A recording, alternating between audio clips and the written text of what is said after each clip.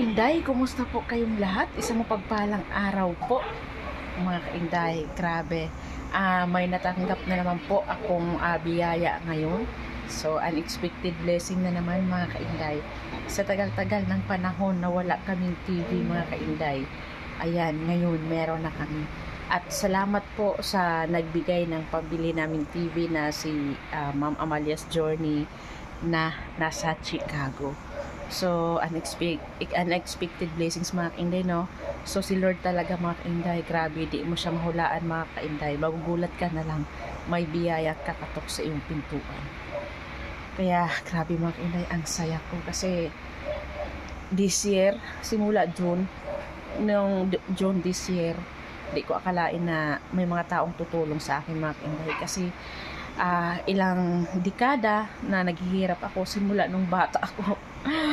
Tapos ngayon may taong tutulong sa akin, no, na hindi ko kaano-ano ba, no, yung nakilala ko lang sa social media. Kaya nakaka-proud kasi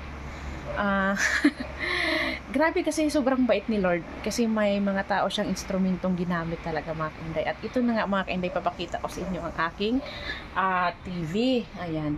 So ito, mga kainday, is LED TV po ito. At 32 inches po, mga kainday. So ang tatak nito ay mga kainday, Astron.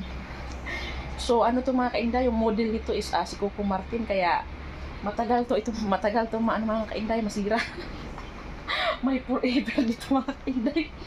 Kasi yung model is matibay yung model, napakagaling. Kaya ayan. So 32 inches siya, mga kainday.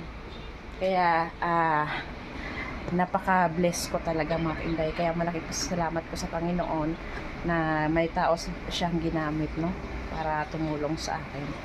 Ayan.